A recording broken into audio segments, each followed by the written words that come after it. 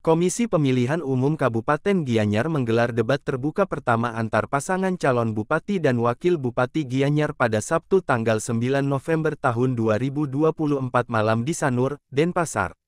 Acara debat ini disiarkan secara langsung iNews Bali, di Relay Bali TV, dan bisa disaksikan streaming di kanal YouTube KPUD Gianyar. Kedua pasangan calon, Imade Mahayastra dan Anak Agung Gede Mayun serta Anak Agung Murah Kakarsana dan Iwayan Tagel Arjana memaparkan program dalam mewujudkan pembangunan berkelanjutan dan inklusif untuk kesejahteraan masyarakat Gianyar yang menjadi tema dalam debat pertama ini. Paslon nomor urut 1 yang menamakan diri mereka Paket Aman memaparkan hasil pembangunan 5 tahun saat mereka memimpin Gianyar. Ia menyebutkan telah menuntaskan pembangunan Gianyar di bidang pendidikan, infrastruktur dan sumber daya manusia. Masalah pertanian, pariwisata, ekonomi, dan infrastruktur, 4 pendidikan, kesehatan, dan pelayanan publik. Di bidang pertanian, Gianyar mendapatkan indeks tentang pertanian terbaik berturut-turut selama 5 tahun. Dari tahun 2018 sampai dengan tahun 2023. Peringkat kedua dan bahkan terakhir peringkat pertama. Jadi selanjutnya kita akan pertahankan daripada IKP ini dengan Perda yang telah kita rancang, Perda LP2B, termasuk juga dengan LSD yang dari pengusulan sampai seterusnya selama 5 tahun saya jadi bupati, saya akan tetap pertahankan, tidak akan saya rubah. Serta Gianyar sebagai kabupaten yang menyuplai swasembada pangan kedua setelah Tabanan untuk Provinsi Bali. 40.000 ton kita suplai swasembada pangan. Untuk pariwisata, Gianyar adalah kabupaten yang kecil, 6,3% dari luas Pulau Bali. Jadi untuk pariwisata ini, Gianyar harus menekankan pada kualitas pariwisata. Bersyukur sekali saya sebagai bupati kemarin mendapatkan Gianyar sebagai kawasan strategis pariwisata nasional, yaitu dengan program U8 yang telah dikeluarkan oleh Bapak Presiden dan ditandatangani oleh Bappenas Republik Indonesia. Di mana kalau kita baca secara detail daripada U8 itu, kita temukan bahwa intinya adalah desa wisata.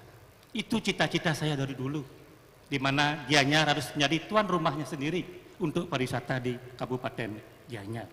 Di bidang ekonomi kita bisa lihat IPM yang terdiri dari PDRB, angka harapan hidup, angka harapan sekolah, dan Gini rasio. Kita 3 besar di Bali selalu selama 5 tahun berturut-turut. Saya sudah siapkan blueprint kota Gianyar. Luas kota akan berubah.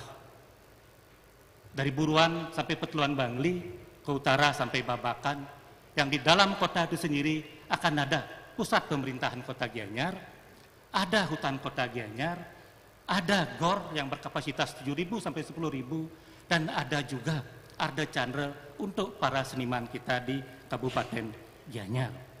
Untuk pendidikan, semenjak saya sebagai eksekutif di Kabupaten Gianyar, saya telah mendirikan 9 SMP negeri baru yang wajib harus saya lakukan, karena tamatan sekolah dasar kita sudah ada di angka 7.400. Dan kejadian yang terus berulang-ulang setiap penerimaan siswa baru, yaitu tentang seragam sekolah. Bagaimana orang tua murid, para wali murid, bahkan APH juga memantau bahwa selalu terjadi permasalahan.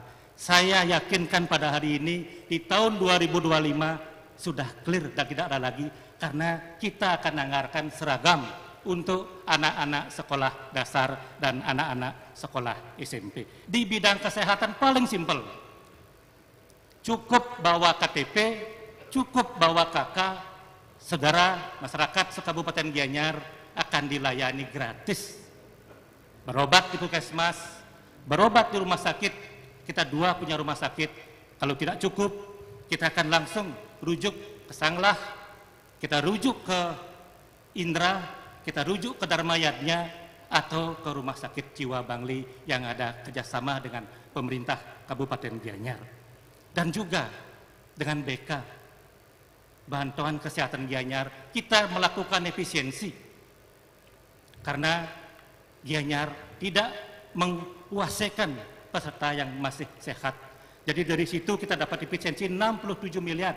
Dari situlah saya bikin bisa rumah sakit Payangan serta rumah sakit Sanjiwani Gianyar dengan alkesnya yang sampai 600 miliar dari efisiensi yang saya lakukan sebagai Bupati Gianyar.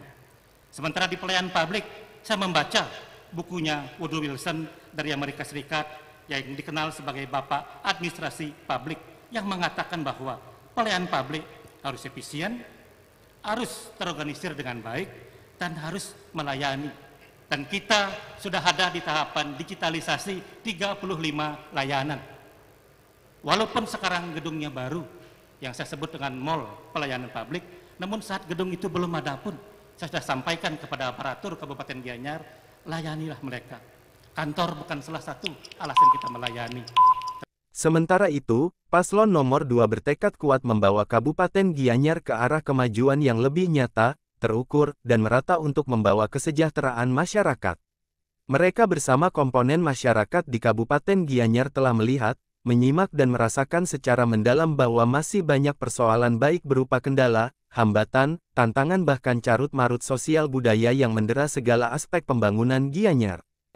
Misi kami itu, kami wujudkan dengan mewujudkan pemerintahan yang jujur, yang adil, dan berwibawa atas spirit daripada pengabdian Mahapati Gajah Mada dan Kebo Iwa.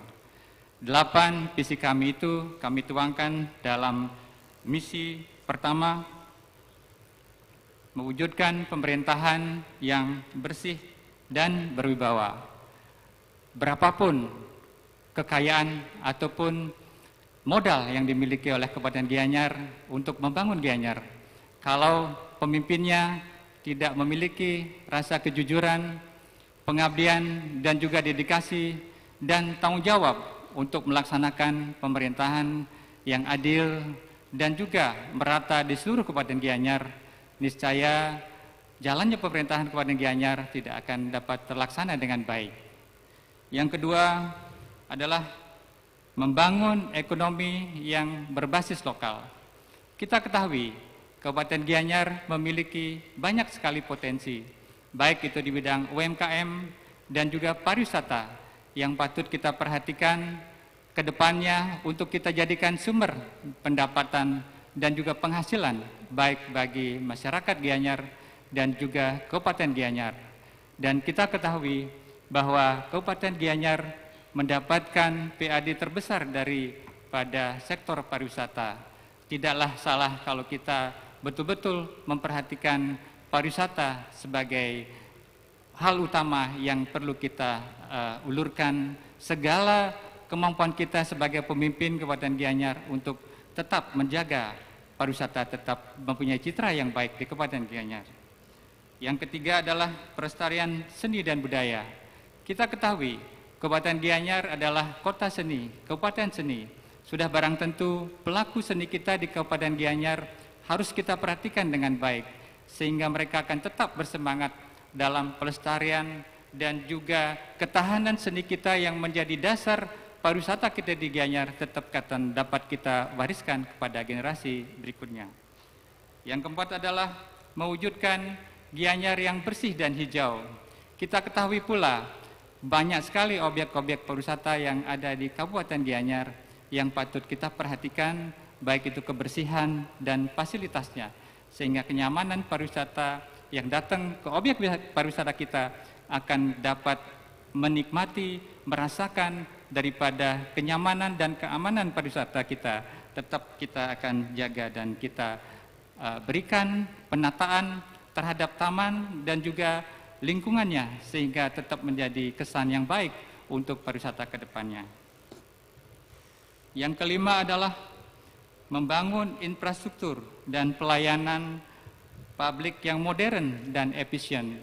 Kita ketahui infrastruktur merupakan satu penunjang yang sangat penting di dalam semua kebijakan kita untuk kita dapat memberikan satu pelayanan yang baik, baik yang berada di objek wisata, di tempat-tempat umum, sehingga kedepannya tidak lagi kita bisa lihat di Kabupaten Gianyar ini ada jalan yang rusak, kemudian trotoar yang bocor, dan juga drainase yang mampet, dan juga instalasi yang semrawut. Mudah-mudahan dengan kepemimpinan kita ke depan, Paslon nomor urut 2, Kakarsana Danggel, dapat mewujudkan fasilitas umum yang lebih baik. Dan juga tidak kalah pentingnya, meningkatkan daripada pelayanan kesehatan kita di Kabupaten Gianyar.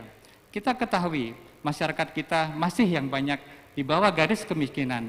Maka dari itu kita perlu sekali untuk mengupgrade puskesmas yang kita miliki di setiap kecamatan untuk dapat memberikan pelayanan yang baik kepada masyarakat.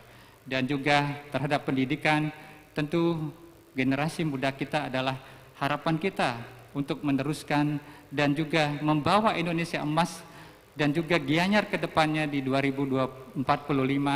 Dengan program pusat kita akan sinergikan bagaimana asupan gizi dengan program makan siang gratis kepada siswa kita berikan perhatian sehingga daya serap, daya tangkap mereka terhadap pelajaran akan lebih baik sehingga kita memiliki generasi muda yang betul-betul handal ke depannya. Yang ketujuh adalah meningkatkan daya kemandirian desa adat. Sudah barang tentu tidak boleh kita mengintervensi desa adat dengan berlebih, sehingga tidak ada ke depannya kekisruhan ataupun masalah yang terjadi atas pelaksanaan adat itu sendiri. Dan yang terakhir adalah peningkatan pariwisata yang berkelanjutan.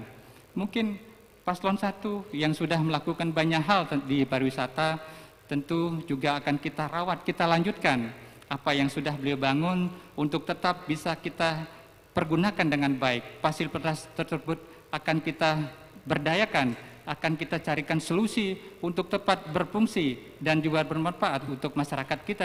Dalam debat pertama ini, penajaman visi misi paslon dikorelasikan dengan isu-isu strategis yang telah dipetakan oleh tim perumus debat. KPU Gianyar melibatkan 5 panelis untuk menyiapkan sejumlah pertanyaan yang dijawab secara bergantian oleh paslon. Wirnaya melaporkan.